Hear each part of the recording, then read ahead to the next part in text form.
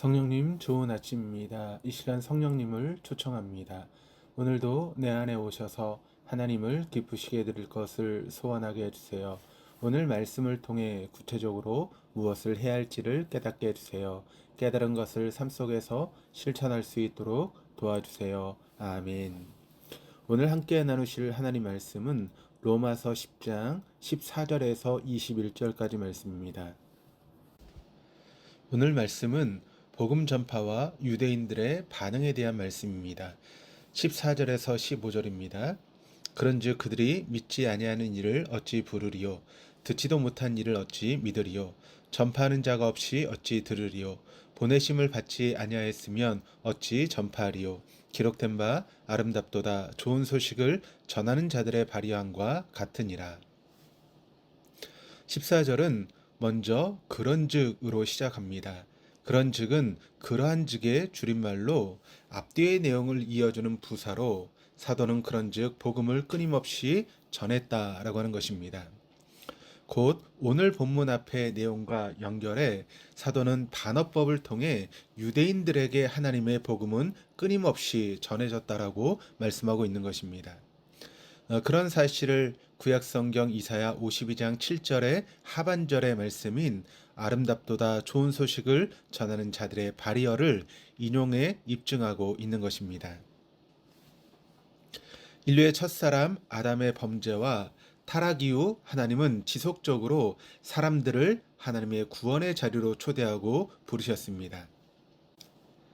하나님의 예언자들을 통해 또 하나님의 직접적인 계획과 행동하심을 통해 하나님의 지혜와 방법으로 궁극적으로 사람 몸을 입으신 하나님 자신이신 예수 그리스도께서 오심으로 사람들을 하나님의 구원의 자리로 부르셨고 지금도 부르고 계십니다. 인류 역사에서 하나님의 구원의 복음 전파가 중단된 적은 없습니다. 비록 하나님께서 침묵하셨던 그 긴 침묵으로도 하나님은 사람들을 하나님께로 부르셨습니다. 오늘 우리가 주님의 사람이 된 것은 누군가 우리에게 복음을 전해준 자가 있었기 때문입니다. 태어날 때부터 믿음을 들고 태어나는 것이 아니라 생애 과정에서 또 역사를 통해 사람이든 책이든 우리에게 하나님의 말씀과 또 그리스도의 복음을 전해준 자가 있었고 우리를 믿음의 자리로 초대해 준 이가 있었습니다.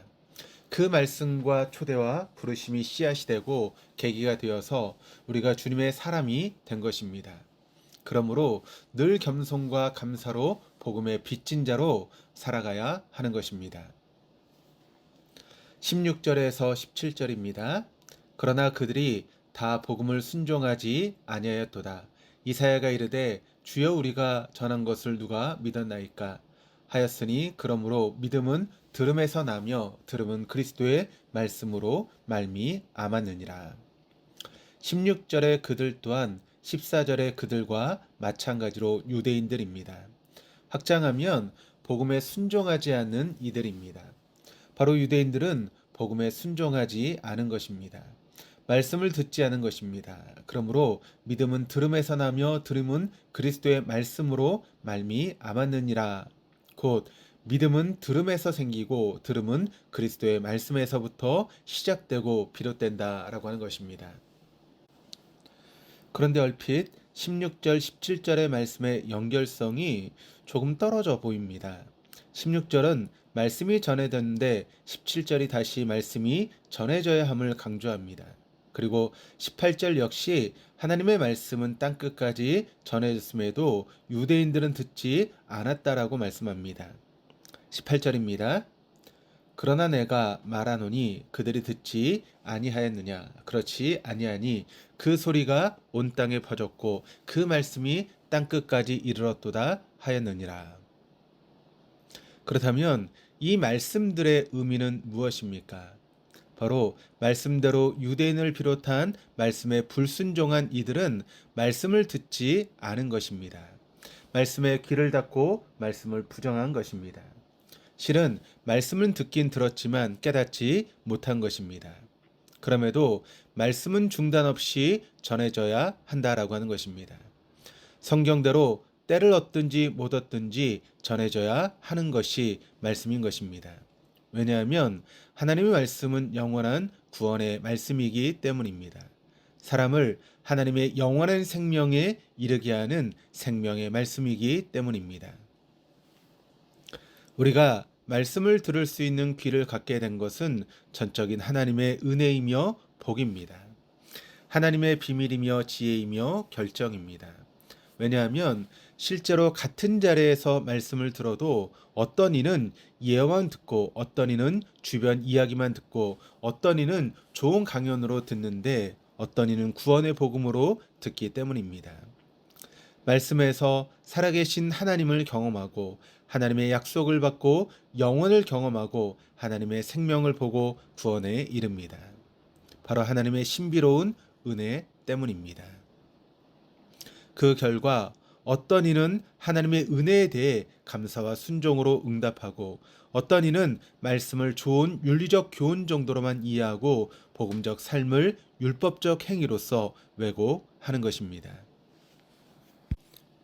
우리가 구원의 복음, 생명의 말씀을 듣게 된 것은 전적인 하나님의 은혜이며 기회이며 선물입니다.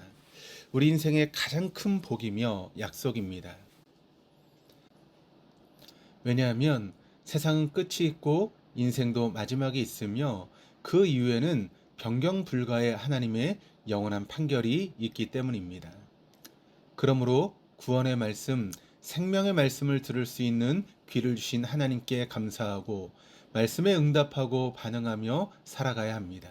그것이 하나님의 은혜를 은혜되게 하는 것입니다. 19절에서 21절까지 말씀입니다. 제가 세 번역으로 읽어보겠습니다. 내가 다시 묻습니다. 이스라엘이 알지 못하였습니까? 이에 대하여 하나님께서 먼저 모세를 통하여 이렇게 말씀하셨습니다. 나는 내 백성이 아닌 사람들로 너희의 질투심을 일으키고 미련한 백성들로 너희의 분노를 자아내겠다. 또한 이사야는 매우 담대하게 이렇게 말씀을 전하였습니다. 나를 찾지 않는 사람들을 내가 만나주고 나를 구하지 않는 사람들에게 내가 나타났다. 또한 이사야는 하나님께서 이스라엘을 보고 복종하지 않고 거역하는 백성에게 나는 온종일 내 손을 내밀었다 하신 말씀을 선포하였습니다. 사람에게 있는 최고의 사랑은 자식에 대한 부모의 사랑입니다. 가끔 파괴된 가족관계 뉴스를 듣기도 하지만 자식에 대한 부모의 사랑은 사람의 본능 중에 본능입니다.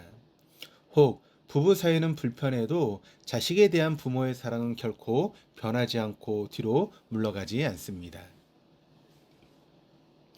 주의 백성에 대한 하나님의 사랑은 자식에 대한 부모의 사랑 그 이상입니다. 자기 백성에 대한 하나님의 사랑은 자기 아들을 내어주기까지 한 사랑입니다. 선지자 이사야는 이런 하나님의 절절한 사랑을 이사야 49장 15절에서 이렇게 기록을 합니다. 여인이 어찌 그 젖먹는 자식을 잊겠으며 자기 태에서 태어난 아들을 긍휼히 여기지 않겠느냐. 그들은 혹시 잊을지라도 나는 너를 잊지 아니할 것이라. 우리에 대한 하나님의 사랑은 날마다 밤새 문간에서 집 나간 둘째 아들을 기다리는 아버지의 기다림이며 눈물입니다. 오늘도 그 사랑을 묵상하고 기억하며 생명과 구원의 말씀으로 나를 불러주신 하나님께 내 의지를 들여 손과 입과 눈과 걸음과 몸을 지키며 보냄받은 그곳에서 영원한 복음 위에 살아갈 수 있는 하루가 되어줄 수 있기를 주님의 이름으로 축원합니다. 기도하시겠습니다. 하나님 아버지, 우리에게 주의 구원의 말씀을 들을 수 있는 귀를 주심을 감사드립니다. 오늘도 우리에게 임한 주의 크고 신비로운 은혜와 사랑을 기억하며 우리의 의지를 다해 주의 생명의 복음과 바른 삶의 회복을 위해 사는 하루이게 하여 주시옵소서. 감사드리며 예수 그리스도 이름으로 기도드립니다. 아멘.